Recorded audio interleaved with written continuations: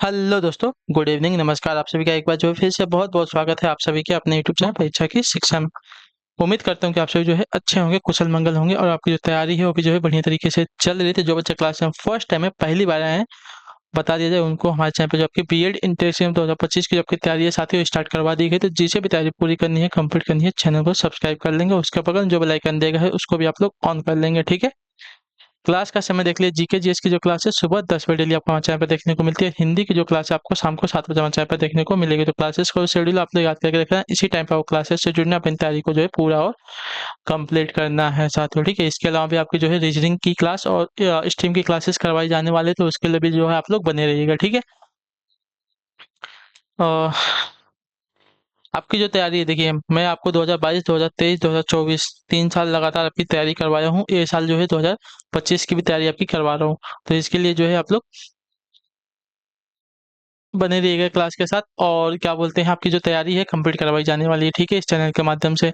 नीचे आप सभी को इंस्टाग्राम का लिंक मिल जाएगा और उसी के नीचे देखिए हमारा टेलीग्राम चैनल का भी लिंक मिल जाएगा। तो टेलीग्राम चैनल जाके जरूर से ज्वाइन करो। वहाँ पे क्या है, डेली बेसिस पे क्लास का पीडीएफ है, पीडीएफ नहीं, जो आपको क्लास का नोटिफिकेशन हो दिया था, पीडीएफ आपको बाद में इसका दे दिया जाएगा, ठीक है? तो आप लोग इसके लिए क्लास उससे बने रहिएगा, टेलीग्राम चैनल से जुड़े रहिएगा, ठीक है? तो चलिए क्लास स्टार्ट करें। एक एक क्वेश्चन को ध्यान से अच्छे से देख के उत्तर देने की कोशिश करते हुए आगे बढ़ेंगे। पहला क्वेश्चन आपका है 76 नंबर से आपकी क्लास स्टार्ट हो रही है, ठीक है? चलिए, क्वेश्चन नंबर 76 दिया गया आपके सामने, उत्तर दीजिएगा। महाधन उत्सव किसका संधि विच्छेद है, बताइए? महाधन उत्सव जो है किसका संधि विच्छेद है? तो देखिए, महाधन उत्सव अगर देखा जाएगा साथियों तो आपका महोत्सव का संधि विच्छेद हो जाएगा, ठीक है? महोत्सव, जो आपका सी वाला ऑप्शन दिएगा आपका राइट आंसर, ठीक है? महाधन उत्सव महोत्सव का संधि विच्छेद होता है, जो आपका सी वाला विकल्प दिया गया 76 पे आपका सही उत्तर है, ठीक? क्लियर? अगले क्वेश्चन की तरफ बढ़ेंगे। आपका है 77 नंबर है, निम्न में से कौन एक प्रेमचंद की कहानी नहीं है, ठीक है? कौन एक प्रेमचंद की कहानी नहीं है? बड़े भाई साहब, पूस की रात, ठाकुर का कुआं, चीफ की दावत। इन चारों में से कौन सी आपकी एक प्रेमचंद जी की कहानी नहीं है? तो इसका राइट आंसर आपको हो जाती हो चीफ की दावत। चीफ की दावत जो है प्रेमचंद जी की कहानी नहीं है। बाकी बड़े भाई साहब, पूस की रात और ठाकुर का कुआं, ये सभी जो आपकी प्रेमचंद जी की कहानियां हैं, ठीक है? क्लियर है? चलिए, क्लियर है तो आगे बढ़ेंगे। 78 नंबर प्रश्न, ठीक है? देखिए, हिंदी की भी क्लासेस आपके लिए बहुत ही इंपॉर्टेंट है। इसके भी जो है आपके 100 नंबर के क्वेश्चंस आते हैं, 50 क्वेश्चन। तो आप लोग जो हिंदी की क्लासेस नहीं अटेंड करते हैं, इसमें आप सोचते हैं कि हिंदी इजी है, तो लेकिन हिंदी जो है इजी है, बट आपको क्या है, स्कोर करने में मदद करता है। तो ये जो क्लासेस है अच्छे से देखा कीजिए, ध्यान से समझा कीजिए कि कौन सा क्वेश्चन कैसा है, ठीक? और उत्तर देने की कोशिश करिए। उत्तर देने की कोशिश से ये होता है कि अगर आपने गलत क्वेश्चन पे दिया तो आपको क्वेश्चन वो याद रहता है कि मैंने इस क्वेश्चन का आंसर गलत दिया था, नेक्स्ट टाइम से इसका आंसर ए है, ठीक? चलिए, वह तोड़ती पत्थर कविता किस कवि की कृति है, बताइए? वह तोड़ती पत्थर कविता जो है किस कवि की कृति है? तो इसका सही उत्तर आपका हो जाएगा साथियों सूर्यकांत त्रिपाठी निराला के, ठीक है? वह तोड़ती पत्थर जो कविता है किसकी है? तो आपका राइट आंसर हो साथियों सूर्यकांत त्रिपाठी निराला की है। क्लियर है? चलिए, अगले क्वेश्चन की तरफ बढ़ेंगे। आपका है 79 नंबर, 79 है। अकाल और उसके बाद कविता किस कवि की रचना है, बताइए? अकाल और उसके बाद जो कविता है किस कवि की रचना है?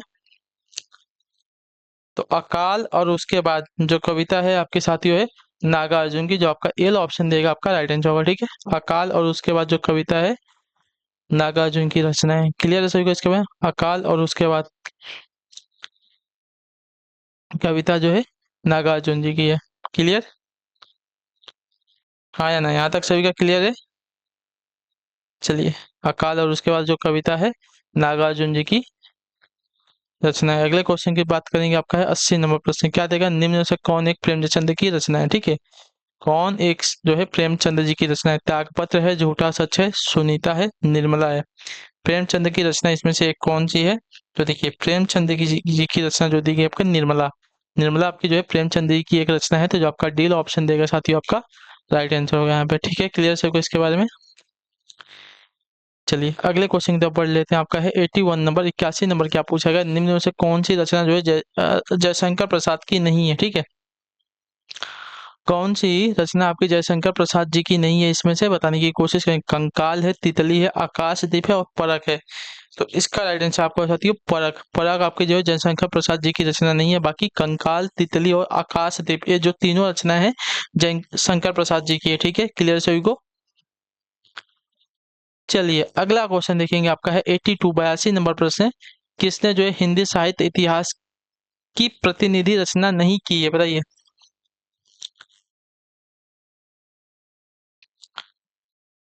देखिए, किसने जो है हिंदी साहित्य इतिहास की प्रतिनिधि रचना नहीं की है, तो इसका सही उत्तर आपका हो जाएगा साथियों जयशंकर प्रसाद ने, ठीक है। जो आपका डी विकल्प देगा आपका राइट आंसर। जयशंकर प्रसाद ने जो है हिंदी साहित्य इतिहास की प्रतिनिधि रचना नहीं की है। क्लियर है सभी को। चलिए फिर अगले क्वेश्चन की तरफ बढ़ेंगे। देखिए, क्लासेस अच्छे लग रहे हैं तो क्लास को आप लोग लाइक करते हुए, और जो भी आपके भाई बहन या दोस्त होंगे जो भी बीएड इंट्रेंस एग्जाम देना चाहते हैं, अपने लिए गवर्नमेंट सीट पाना चाहते हैं कॉलेज में कम फीस में, तो जो है क्लास को उनके साथ अपने दोस्तों के साथ शेयर कीजिए, ठीक है। क्या है, उनकी हेल्प हो जाएगी। इसके साथ साथ प्रकृति का सुकुमार कवि किसे कहा जाता है, ठीक है। प्रकृति का सुकुमार कवि किसे कहा जाता है, तो देखिए प्रकृति का सुकुमार कवि कहा जाता है साथियों सुमित्रा नंदन पंत जी को। जो आपका बी वाला ऑप्शन देगा साथियों आपका सही उत्तर। प्रकृति का सुकुमार कवि कहा जाता है सुमित्रा नंदन पंत जी को। ये बहुत इंपॉर्टेंट क्वेश्चन है, ठीक है। ये पूछा गया भी है और जाता भी है, ठीक है। प्रकृति का सुकुमार कवि किसे कहा जाता है, सुमित्रा नंदन पंत जी को। अगला क्वेश्चन आपका 84 84 नंबर। सिंहावलोकन किसकी कृति है, बताइए। सिंहावलोकन किसकी कृति है, तो सिंहावलोकन की अगर बात की जाएगी तो जो कृति है यशपाल जी की है। जो आपका ये विकल्प देगा आपका राइट आंसर होगा, ठीक है। सिंहावलोकन जो कृति आपकी यशपाल जी की है। चलिए 85 नंबर 85 नंबर है, बताने की कोशिश कीजिएगा राइट आंसर क्या हो जाएगा। सब प्राची पश्चिम भू नभ अपार पूछ रहे हैं दिक दिनकत वीरों का कैसा हो वसंत किसकी रचना का अंश है, बताइए। सब प्राची पश्चिम भू नभ अपार पूछ रहे हैं दिक दिनकत वीरों का कैसा हो वसंत। रचना का एक किसकी रचना का अंश है हमसे पूछा है ना, तो ये जो दिया गया साथियों सुभद्रा कुमारी चौहान। वीरों का कैसा हो वसंत जो रचना है उसका अंश है, तो जो आपका सी वाला विकल्प दिया गया आपका सही उत्तर होगा, ठीक है। क्लियर सभी को इसके बारे में। चलिए अगले क्वेश्चन की तरफ बढ़ेंगे, आपका है 86 86 नंबर। कस्तूरी कुंडली बसे किस समकालीन महिला रचनाकार की कृति है, बताइए। कस्तूरी कुंडली बसे किस समकालीन महिला रचनाकार की कृति है यह, तो ममता कालिया की। जो आपका डी वाला ऑप्शन देगा साथियों आपका सही उत्तर होगा यहाँ पे, ठीक है। क्लियर सभी को इसके बारे में। कस्तूरी कुंडली बसे जो है ममता कालिया, ठीक है। इनकी जो है समकालीन महिला की रचना है, तो जो आपका दिया एक मिनट। कस्तूरी कुंडली बसे किस समकालीन महिला रचनाकार की कृति है, तो ममता कालिया, ठीक है। तो जो आपका डी वाला विकल्प देगा आपका राइट आंसर होगा। अगले क्वेश्चन की तरफ बढ़ेंगे, आपका 87 87 नंबर। साहित्य अकादमी पुरस्कार प्राप्त वर्ष कितनी भारतीय भाषाओं की रचना को जो है प्रदान किया जाता है, ठीक है। साहित्य अकादमी पुरस्कार जो है प्रत्येक वर्ष कितनी भारतीय भाषाओं की रचना को जो है प्रदान किया जाता है, तो आपका राइट आंसर साथियों 22। क्योंकि हमारे संविधान में जो है 22 भाषाएं हैं उल्लेखित हैं, ठीक है। तो जो आपका बी विकल्प देगा आपका सही उत्तर हो जाएगा, ठीक है। क्लियर है। चलिए अगला क्वेश्चन आपका 88 नंबर है, बताने की कोशिश कीजिएगा राइट आंसर का। निम्न में से कौन जो है दलित विमर्श का रचनाकार नहीं है, बताइए। कौन जो है दलित विमर्श का रचनाकार नहीं है। ओम प्रकाश वाल्मीकि, जयप्रकाश करदम, सुरपाल चौहान या नामवर सिंह। इसमें से कौन जो है आपका दलित विमर्श का रचनाकार नहीं है, तो नामवर सिंह, ठीक है। जो आपका डी वाला विकल्प देगा आपका राइट आंसर नामवर सिंह जो आपके दलित विमर्श के रचनाकार नहीं है, तो जो आपका डी वाला विकल्प दिया गया है 88 पे आपका सही उत्तर है साथियों। क्लियर है। चलिए फिर अगला क्वेश्चन देखते हैं, आपका है 89 आपके सामने दिए गए उत्तर देने की कोशिश करेंगे। हिंदी साहित्य उद्भव का विकास किसकी रचना, बताइए। हिंदी साहित्य उद्भव और विकास किसकी रचना है, तो आपका राइट आंसर हजारी प्रसाद द्विवेदी जी का। जो आपका बी वाला विकल्प देगा आपका सही उत्तर, ठीक है। हिंदी साहित्य उद्भव और विकास जो है हजारी प्रसाद द्विवेदी जी की रचना है, तो जब का बी वाला ऑप्शन देगा साथियों आपका सही उत्तर है यहाँ पर। क्लियर है। चलिए अगले क्वेश्चन की बढ़ेंगे, आपका है 90 नंबर प्रश्न आपके सामने दिए गए हैं। निम्न में कौन सा शब्द आपका वर्तनी की दृष्टि से क्या है, शुद्ध है, ठीक है। वर्तनी की दृष्टि से कौन सा शब्द आपका जो दिया गया है इन चार में से आपका शुद्ध हो जाएगा,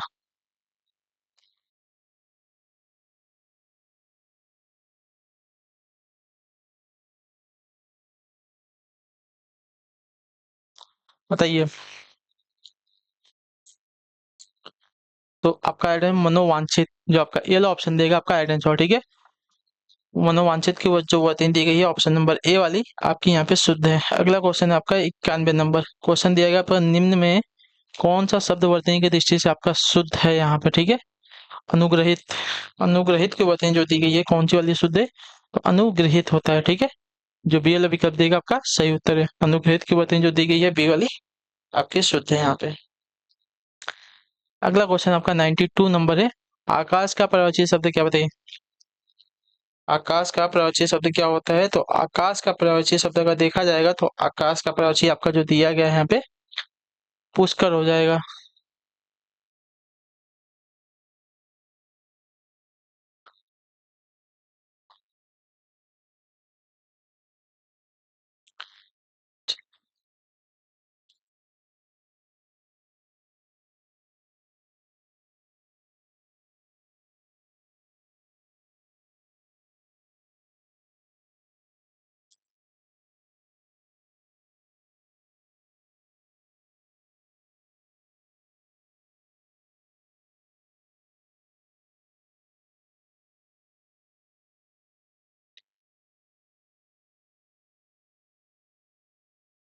देखिए आकाश के पर्यायवाची शब्द की अगर बात की जाएगी तो देखिए अंबर भी तो होता है।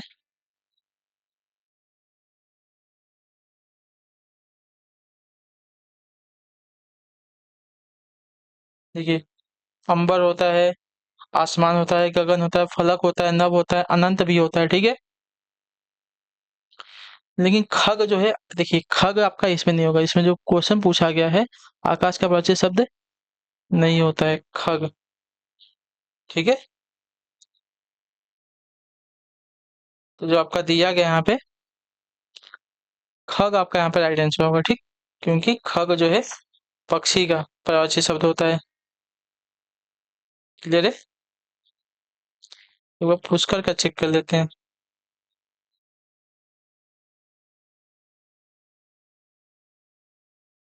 हम्म, पुष्कर का जो है पर्यायवाची आपका आकाश होता है, लेकिन खग यहाँ पे आपका जो दिया गया सही उत्तर होगा। क्वेश्चन थोड़ा सा गलत है।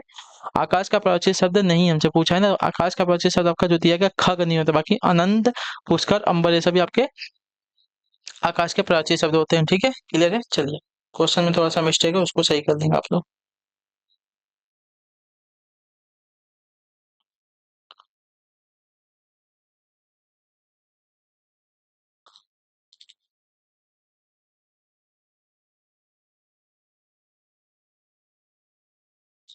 चलिए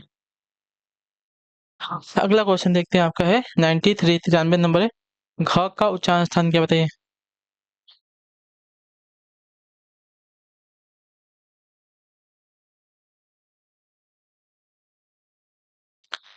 घ का उच्चारण स्थान क्या होता है, देखिए घ का उच्चारण स्थान जो दिया गया यहाँ पे घ, घ आपका कंठ, कंठ वर्ग में आता है तो क हो जाएगा, ठीक है।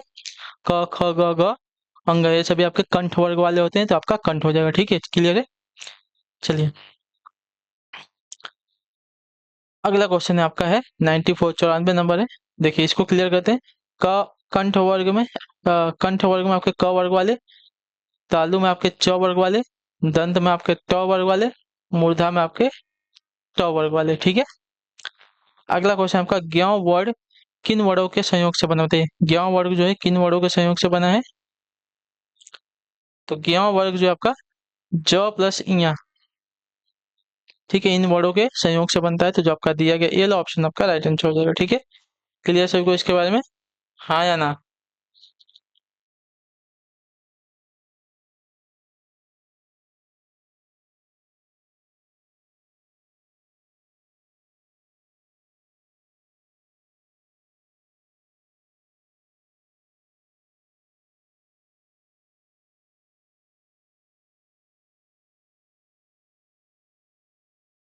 चलिए क्लियर यहाँ तक सभी का,